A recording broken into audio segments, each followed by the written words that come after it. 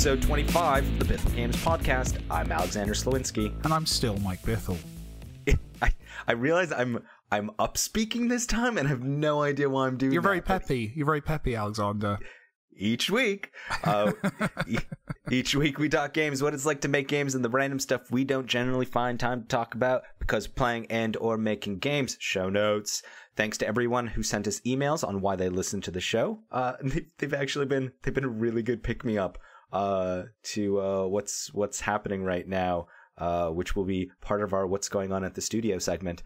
And then some then I also realized I should have opened up the floor to the folks about the books from childhood that you'd like to see as games. I saw some chatter on the YouTube. There was some chatter. People were into that. Okay. But I'd actually like to open it up a little bit more. So send those to contact at BithellGames.com. That's contact at BithellGames.com. So basically, a book from childhood that you'd like to see as a game, and what genre you'd like to see it as. So yeah, that's what. I just like and subscribe. Well, wait, how is that a like and subscribe? Sorry, I just totally peeked there. Sorry to our fantastic producer Jonathan. No, it isn't. I just, comment below, let us know. Oh, am I doing that? You're totally doing that, but that's okay. It's fun. But no, it's a legitimate. You see, we care. That's the thing. Hold on. No, we need to roll this back. Sure. So I'm not doing that thing where I'm giving you a piece of news and then asking you for your opinion. Let us know what you think below. I'm not doing that. Like, it's a legitimate topic worth exploring. And if you have any views on whether it is a legitimate topic worth exploring, please put those in the comments below. We can't wait to hear what you think. What are you playing, Mike?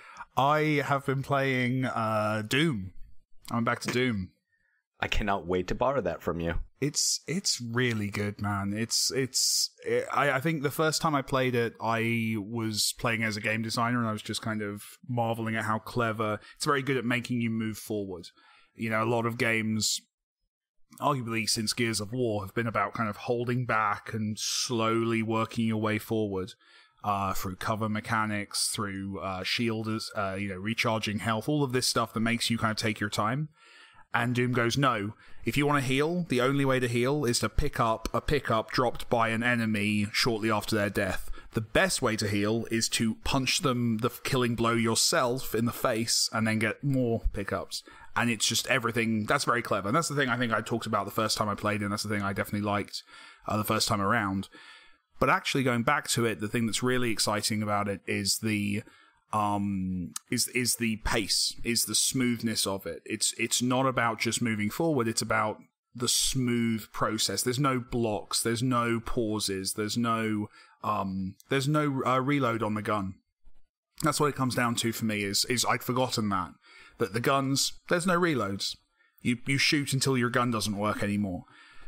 And stuff like that just kind of keeps things fluidly working. The controls are fantastic. The interaction feels great. The combat just works. The interaction button is the punch button. Is that true? I think that's true. I need to double check that. But it's just very smooth and forward flowing. And it's just very elegant. It's one of those things where I don't think all games should be like Doom. I think it's good to have variety, but Doom gets itself and understands what it's trying to do really well. And great music as well. That's the other thing I'd forgotten. Great soundtrack.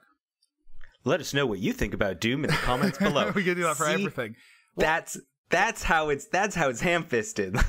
What have you been playing, Alexander? So I'd like to take it back to our sort of Bithell Games television. I've been watching the show Uncle, which is like... Oh, okay, yeah. Which is the dark version of About a Boy. How far have you gotten in it? Halfway through season 2 right now. Okay. And my understanding is that there's a third season, which is not available on Netflix yet. Is there a third season? There is a third season. I think that's on iPlayer, actually, probably. Because that was on quite recently, so you could probably switch over to iPlayer.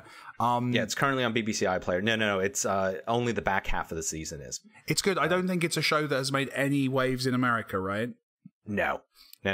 Well, neither did About a Boy, which is interesting because... Well, you guys made a TV show of that, which was terrible. Yeah. I watched the first episode and just was like, that's not... About a Boy is adorable. Like, it's that awkward, better. Sweet... Oh, stop it. Have you read the book or seen the movie?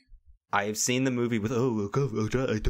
It's a Nick Hornby novel. So the beauty of Nick Hornby's writing... It's funny because you said Uncle is about a boy, but like darker.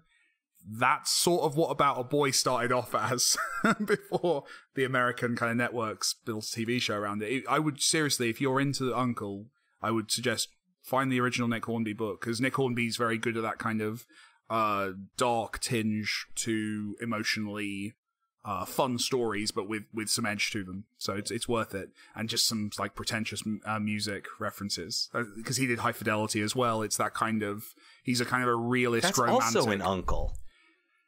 Say again? That's also an Uncle. Like High Fidelity. No, like pretentious music references. Oh, well, I mean, and that's it. If you've not seen Uncle, Uncle is sort of British. It's kind of Flight of the Conchords-y in that the characters are singing a lot. There's a lot of there's some magical realism stuff going on. It's great.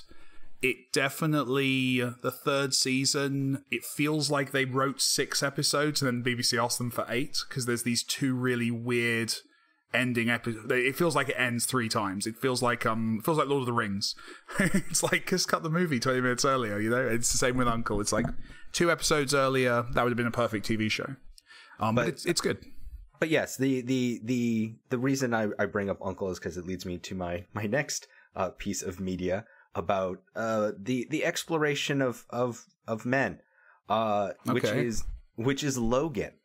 That is good. Also known as The Last of Us, the movie. It couldn't be more Last of Us if it tried. It was basically the whole fungus thing, and like no, we like this daughter concept. We're really down with that, and you know that he has this emotional connection with this girl, but like not like he's not really her father. How do we do that but make it like mass market? Oh, let's make it Wolverine. Let's have it be Wolverine. I'll be a bit more charitable. I think there is definitely a lot of 90s nerds having kids. It's definitely, that's coming into media. There's like, you know, parental storytelling in sci-fi is something that's, or in kind of pop sci-fi is definitely something that's coming in. But yeah, there is a lot of similarities. I enjoyed Logan, actually. It was good. Did you watch the normal one or the black and white one? I watched the normal one. I'm still the normal one, which is, you know, and it's interesting because, you know, touching on what you're saying, like Uncle and About a Boy are sort of like people at a particular age who are still like too young to be dads, but like they have children around them. We're not in the 1950s anymore, right? Where it's like, hey, you're 26-year-old, you've already got like, you know, a 10-year-old like running around. Right, and like, a lot of those people are writing fiction. You know, a lot of those people are people like me, right? I'm 31 in a long-term relationship, but haven't done the whole family thing yet. And yeah, it's like people like me writing, that's our into kind of writing about family themes. So I can see why it's happening. Because you're right, there isn't that expectation that you go out and get a job and get a wife and get a, you know, and that whole kind of 50s nuclear family rubbish. That doesn't exist anymore, which means a lot of more people are wearing, you know, band t-shirts and hanging around watching TV, right? Whereas like Logan or, you know, the Last of Us or something along those lines is just, you know, you didn't do the kids thing. Wasn't your thing. Didn't do it, or something horrific happened and you decided, nah, I'm okay. Like I'm not going to do this. But then like a child is thrust upon you, and you know, it's Willow. It's Mad Mardigan from Willow, where he's just like, here, take the human baby. Like you have to do something with it. I've seen a really, I'm stealing this from someone. I can't remember. It might have been movies with Mike, but there was someone has pointed out that it's also a very convenient way of using the damsel in distress. narrative in the modern world. You know, obviously there's a backlash against those kind of stories of the woman in peril and the man saving them. If you just age down the woman to a girl, it becomes socially acceptable in that way. It's a very interesting, it's a way of repackaging. Like Logan, I remember me and Kerry mentioning this when we were watching it to each other, like 10 years ago, that would be a love interest story. That would be a 20. Be the transporter. It's the transporter. Exactly. And she'd be a sexy mutant he was protecting, you know, and you could also argue that with Last of Us. I think these stories, both Last of Us and Logan, obviously transcend that and tell very good stories. I'm not laying into them, but it is interesting that we're almost repackaging those stories of protecting, of a male character protecting a woman, just aging that woman down into childhood. That's an interesting trope. Yeah. Because, I mean, there was also the Bruce Willis vehicle, Mercury Rising. I cannot believe I just pulled that out of my head. Wow. I did not. You never struck me as someone who would have access to a treasure trove of Bruce Willis trivia. I don't know where that just came from, but I'm pretty sure that's accurate. But yeah, that was... And that's what's wrong with America. Carry on. No, but there's the Bruce Willis theme of protecting child, right? Of like... Yeah. You know, bring up child, because you know he always had that sort of dad like. We simultaneously, as a culture, gotten less comfortable with a man saving a damsel in distress, and more comfortable with children in peril in fiction. You know, if you look at, have you seen the new Spider-Man? Like, that is a movie that makes no bones about a 15-year-old in actual physical danger at all times. And you think about like 20 years ago. 20 years ago, you cast Tobey Maguire, right? You cast a 30-something in that role because you can't have a kid in danger on screen. That's unpalatable. So it's just interesting to me how people's tastes lead into different stories. Well, it's also, I mean, that's why something like The Neverending Story is so shocking, because... Yeah, right, and way ahead of its time in that. Way ahead of its time. But, you know, if they redid Neverending Story now, like, Atreyu would just get, like, just bad. Because the book... It would be incredibly bad. It would be, they'd Game of Thrones it, wouldn't it? It was the most thing. I mean, for folks who don't know The Neverending Story, which, that's just so tragic. It's my favorite Jack Black movie. What? Watch it again. Jack Black's the bully in it. The kids are, there's like like three bullies bullying the main character. Like the lead bully is Jack Black. There you go. See, you know Bruce Willis trivia. I know Jack Black trivia. You know Jack Black trivia. But yeah, the Neverending Story is about a boy who gets a book and decides to read that book, and it's sort of a magical book, and the story inside of it is about this warrior child, essentially. And the weird thing is that the movie, it definitely veers off from where the book is, but like the book is. If you ever just, like, cannot imagine how a child is supposed to read that type of fiction, like, thank you, Germany, for providing for providing fiction like that. Because... Show note, Alexander is German, and therefore is in a position to make jokes about Germany. Carry on. Well, yeah, but... I think sometimes it's worth pointing that out, because you make the German jokes, and I've seen people cringe at the American making German jokes. It's fine, Alexander's German. Okay. It's okay. Just wrong accent. Just wrong accent, but believably German. So yeah, it's the book basically has the book is just, it's nihilism. Like it is a book on nihilism. Literally the metaphor of the kind of the encroaching nothingness of it all. Yes. Yeah, that the nothing is coming, and that people are losing their dreams, and what's the point of anything anymore? And if you read the book, like the book is hardcore, but even the movie by Wolfgang Peterson, who was able to do that because of his Das Boot Oscars. Also really good movie about technically about nihilism, or not nihilism in the end, just the inevitability of doom. Of doom. We come full circle. As a note to the listeners, who I hope are enjoying the Bithell Movies podcast, it's an interesting thing where I think, just to give some context to this, I think both of us are so busy at the moment that we're barely playing games, but movies are, I don't know about you, but I find myself watching more films when I'm busy with work, because I'm making games all day. I want to just sit down and watch something and let something wash over me. So it's a testament to our busyness, I think, that we're both kind of just watching TV and movies rather than actually picking up big games. Yeah, you want to know how hardcore like my television watching has become?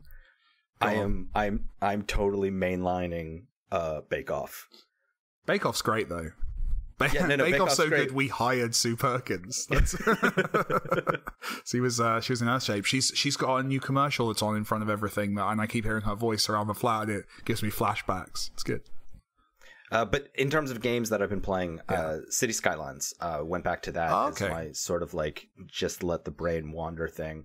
And it's great. The only thing that I wish from all of my simulation games is that they had missions in there, and that is the most Alexander. That is the most me thing to say imaginable. The thing with this game is no one's tied a rope around my neck and forced me to go over there.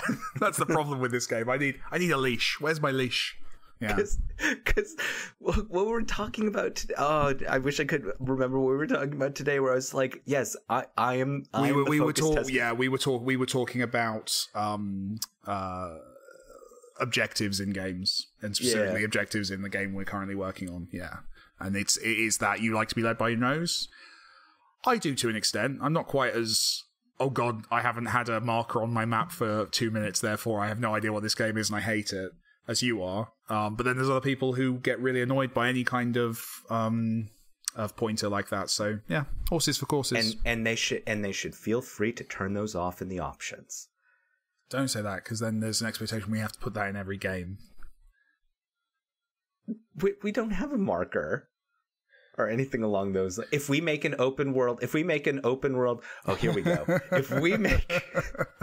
Here we go. I'm going to do this. Go on, then. If we make a third-person, open-world, AAA experience, we will ensure, he said, on this day in the year 2017, that you will be able to turn off the route markers so that the NPCs will only tell you by directions where you need to go, and there will not be anything on the map. There.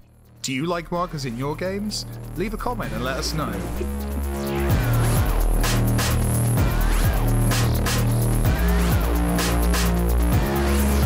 And now it's time for what's going on at the studio. And what's going on at the studio is literally everything we're doing at the moment is a secret. Yeah. And so we move on. Yeah. 1, 2, 3. I want to thank you for the freedom mail again. Thank you for the freedom mail again. And this one comes to us from Jeremy C. on YouTube. Hey, Jeremy. Not a subject that has avoided cover, but I'm interested if you had an opinion about Ark and their doubling of price for their full release, the backlash in consumer expectations and value anchoring as pros and cons on the early access model. So, for starters, we will not speak directly about Ark and what they've decided to do there, but for a little bit of context. Yeah, please do, because I've not been following this. Yeah, so for a little bit of context for folks out there, Ark is that dinosaur game you have definitely seen really cool on game. Steam. Like everywhere. Steam is now more of an Ark and everything else sales platform. Ark and Battlegrounds. Like those are the two things. Yeah, no. Like if the Switch is a Zelda platform, Steam is a Battlegrounds and an Ark platform. Yeah. That is what's going on there. So Absolutely. Anyway, when Ark was see, this is where it starts to get a little bit messy. The thing that I want to talk about, but I'm definitely going to avoid because we don't do that stuff. But the early access period had the game priced at $29.99, £22.99, and €27.99 euros. And now it will be $59.99 Okay.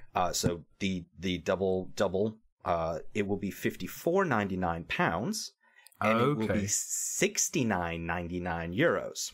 All right, so a couple things to unpack there. So there's an interesting exchange rate thing has happened there, isn't there? And we'll get to that in one second.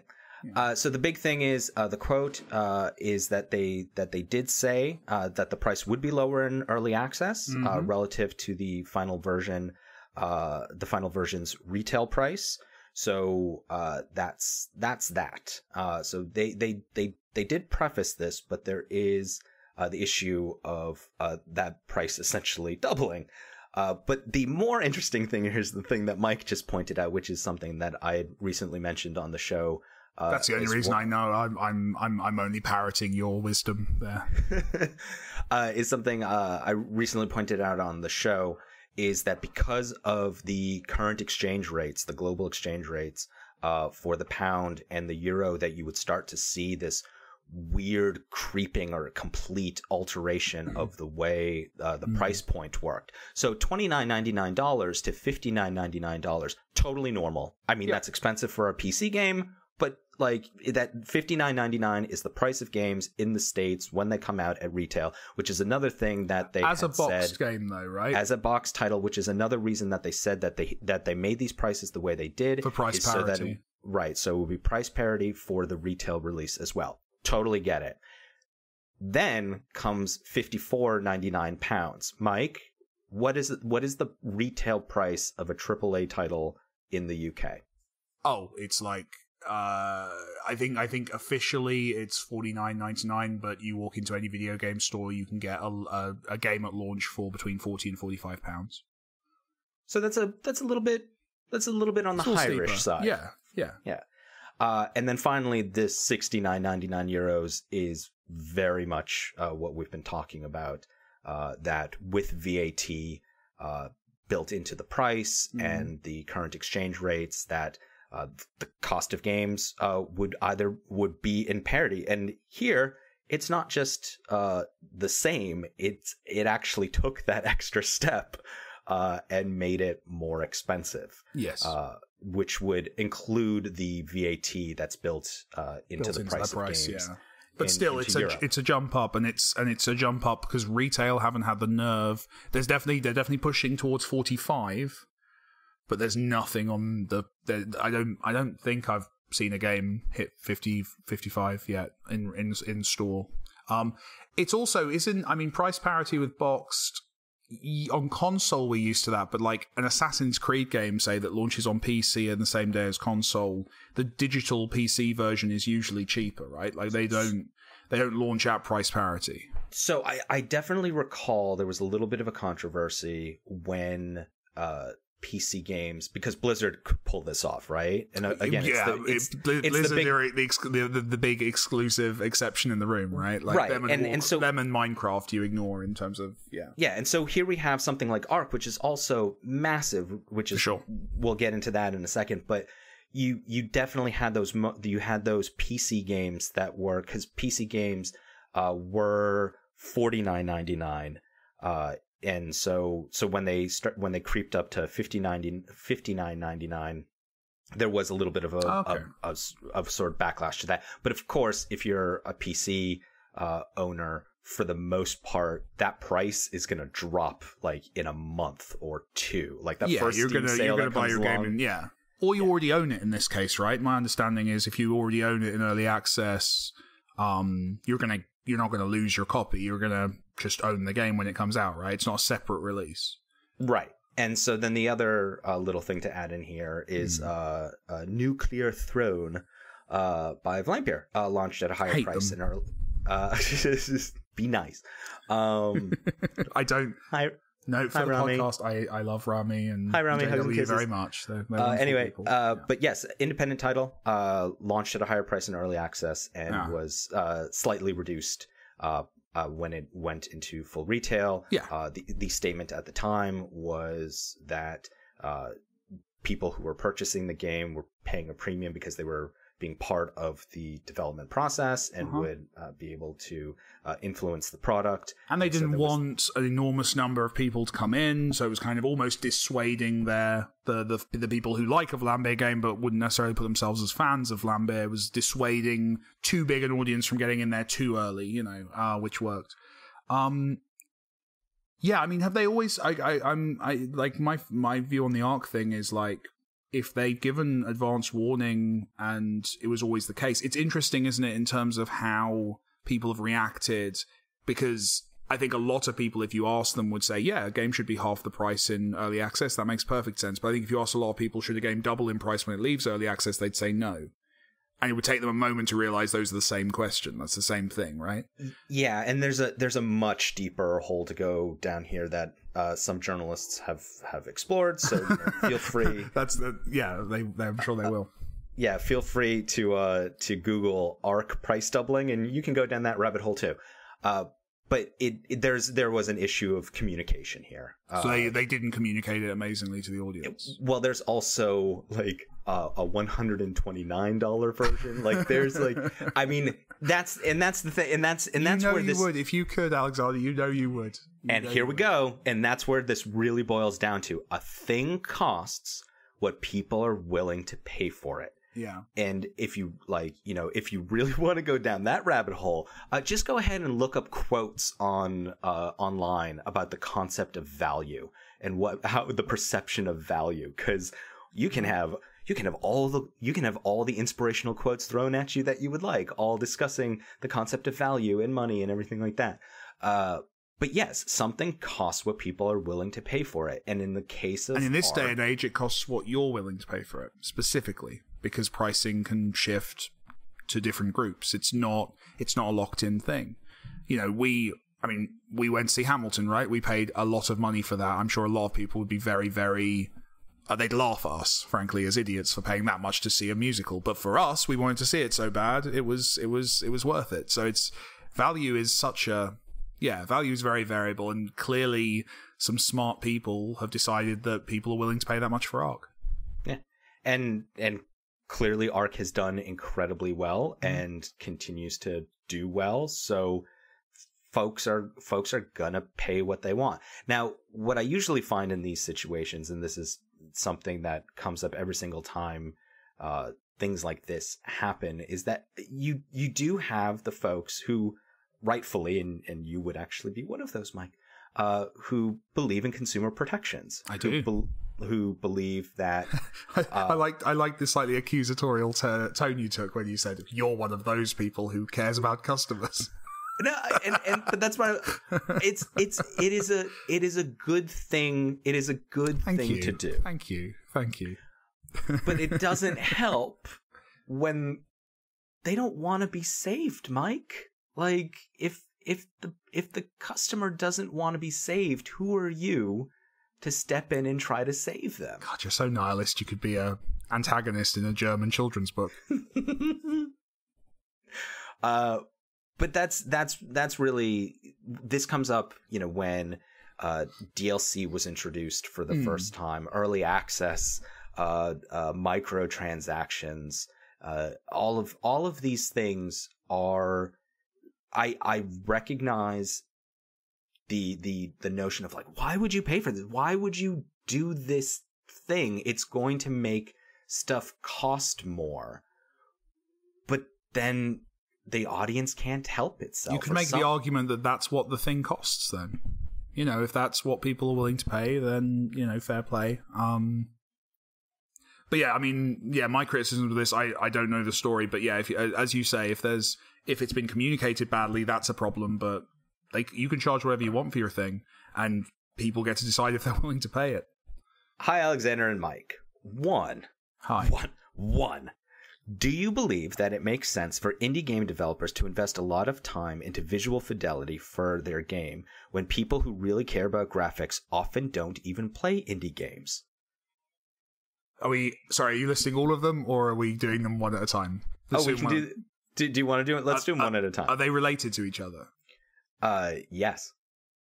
Let's do them one at a time. Do you want to hear them all? We should probably have had this conversation before we recorded. Say again? Because then you're just cheating. Because then maybe question 2 or question 3 will make you rethink. Yeah. Okay. No. Let's do. Well, you know the questions, so I don't have it in front of me. I hope you do. I hope you read the emails before you read them out on there. All right. So here we go. Is it worth it? Is it worth doing visual fidelity? What do you reckon? Yeah. Like, I mean, the thing about being an independent developer is we have to stand out. So if there is a visual element that makes us stand out, then yes, that's incredibly important. If it's trying to mimic or just hit, if you're making a game about assassins and your target is Ezio, then first of all, you've probably got a trademark problem in front of you. Definitely have a trademark problem. But yeah, don't try and fight them in their own game. Is your point, right? Because you will lose. Sure. So yeah, it's I would certainly say that. Question 2. Oh, well, do I get an opinion? Okay, fine, go ahead. I echo a lot of what you say there. I think there's I think the biggest mistake the games industry consistently makes, and game fans as well consistently make, is assuming visual fidelity is about technical clout. The reality is we all have access to engines that can do phenomenal visual stuff. It's now the era of art direction. It's now the era of making something that stands out. And while I agree that you're kind of your player who's all about the AAA, doesn't care about indie games, yeah, you're not gonna win them over. But your game should be beautiful if it's a beautiful game. It should be ugly if it's an ugly game. It should be weird if it's a weird game. Like, you should think about your visuals. It's not enough just to go, oh, it's not a game about the graphics. It's a visual medium. You need to have a decision. Now, whether or not you've got the latest in, temporal anti-aliasing, is not really a factor there. It's much more about, does your game sell a vision, and so visual fidelity, if you mean technically, doesn't matter so much. If you mean like art direction, you absolutely have to have a vision. And even, people often make jokes about Thomas Was Alone, right, in this conversation. Isn't it amazing? It made me feel something for blocks. It's like, yes, of course that game is, very simple and was intended as such, but there were choices. There are choices about color and shape and scale that are trying to denote visually to kind of, tell you a story or make you feel a certain way. So do have those thoughts as well. But yeah, it probably doesn't matter if your game is a tech demo of Unreal Engine. It's probably unnecessary. Temporal anti-aliasing. That sounds like what keeps the Jaggies off the TARDIS. It's what it keeps yesterday's Jaggies off the TARDIS tomorrow. It's anti-aliasing that doesn't flicker, essentially. Huh.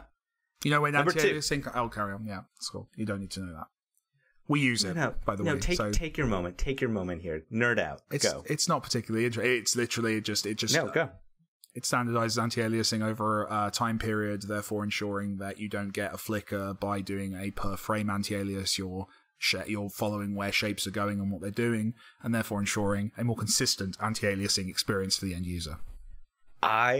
I'm starting to think that I want to produce an episode that just has the most ridiculous words in game development, and then have you explain like a glossary of like a glossary, like see if you can do it, and then it sounds cute now, but it's when I get something wrong and we get 50 comments going, actually, that it will not be as much fun.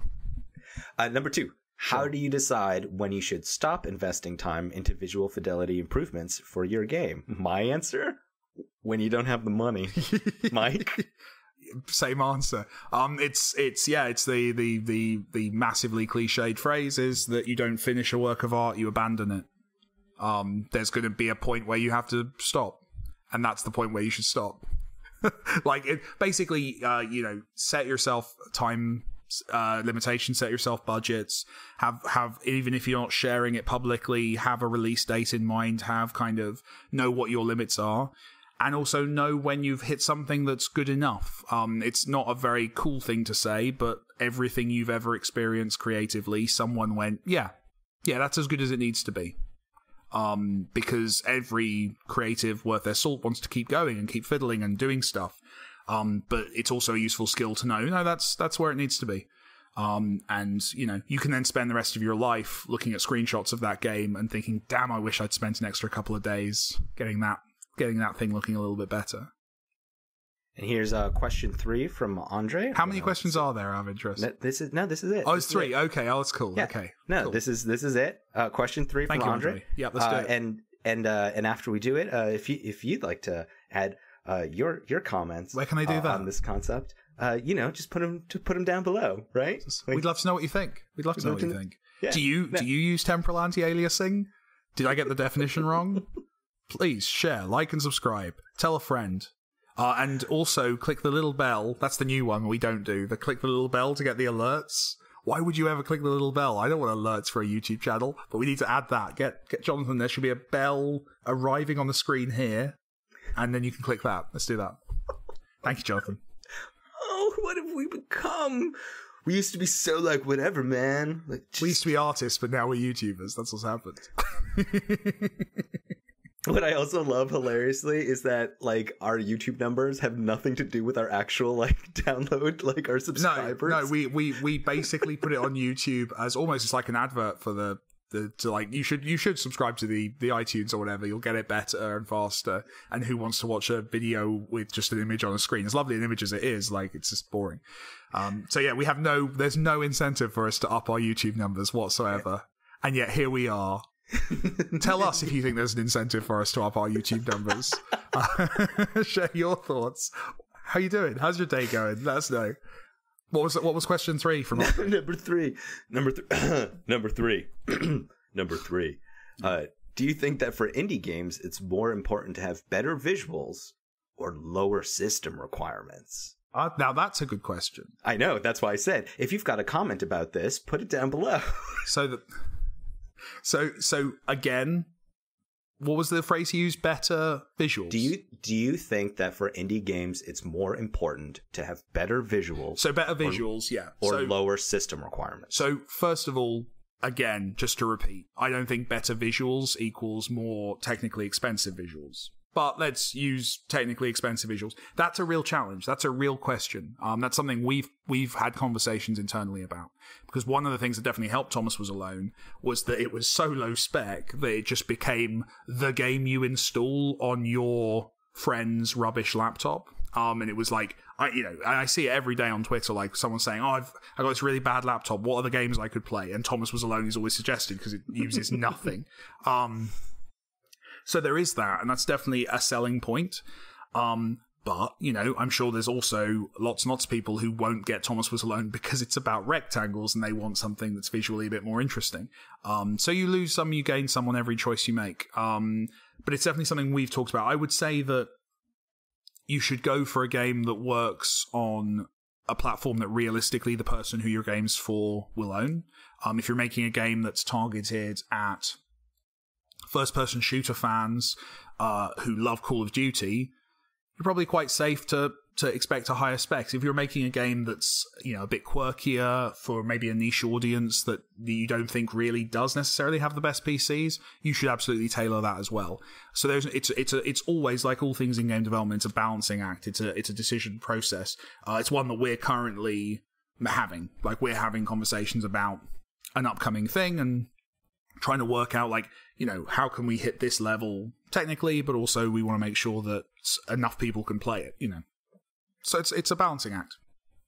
I know the lower system requirements is one that just from a business perspective is the key, because lower system requirements means more people have access to the work. That's true, but obviously there is also a effort cost and a creative cost to going after those low, because you've got to make decisions we can't have a mechanic in our game that relies on this expensive to produce thing. We have to, one of the ones that's a classic issue with console games is enemy numbers. Enemy AI is usually quite expensive. So if you want to keep your specs down, especially on older consoles where they had lots of power in the graphics side, but not so much in the computation side, which is where your AI lives, you were running into this because obviously they put their money into the graphics because they want the trailers at E3 to look good, but the CPU was all often kind of, underqualified. You would have these situations where you'd have to have a very small number of enemies in your game, and how to hide that. And so it does have an impact on the kind of game you can make. It's not just a graphical challenge. It can be a game design one as well. So it's a balancing act. And I personally, so with system requirements, I tend to actually lie about them and make them a bit more extreme than they actually are. I don't want you to get my game and like just about manage to run it. I want you to get my game and it works really well. That was the most 80s, early 90s problem imaginable. Where the box had required. Yeah, and you just scrape in and you'd be like, this will work, and then you got home and it's like 15 frames a second. Exactly. Quality settings. I don't want anyone to have that experience with any of our games. So I'll always err on the side of telling you need a bit more power than you actually do, just because I want to make sure everyone who buys the game gets the best experience. I like how you said on consoles, the AI lives on the computational side. Well, it used to. Now, actually, this is how ridiculous it is that now there's actually a lot of solutions for AI that put the AI on the GPU, because that's where all the innovations happen, because everyone's always wanted the visuals to look better. So you have this perverse thing now where AI is often running on the GPU, which is your graphics processing. So it's come full circle that basically we've gotten better as game developers at making gameplay code run on the graphics portion of the device, which is just... I'm just imagining in the dark reboot of Reboot, that like there's an AI that lives on like, an old console, like in the dark section of town, because it's like they got stuck in the he just... There was a Tron game that did that, right? There was a Tron game where you went to different devices and the level design was based on like the limitations of different... It was very nerdy, as Tron should be. As Tron absolutely should be on every level. If you can't be nerdy with Tron, what can you be exactly nerdy with? Right. If you've got a burning question about games, game development, or just about the complexities of the universe, you can send those questions to us via contact@BithelGames.com. That's contact@BithelGames.com, through the YouTube comments of this show, or on Twitter by pinging @MikeBithell or @Slowinski. Thanks for listening to this episode of the Bithell Games Podcast. We can always use your support, so please provide reviews and 5 stars on iTunes, likes and subscribes on YouTube, positive reinforcement on whatever other platforms you're hearing the show on whenever possible. This podcast was produced by Jonathan Downin. We'll be back next week. I'm Alexander Slowinski. Thanks again, and get in the last word, Mike. Do you want the last word? Why not comment on YouTube?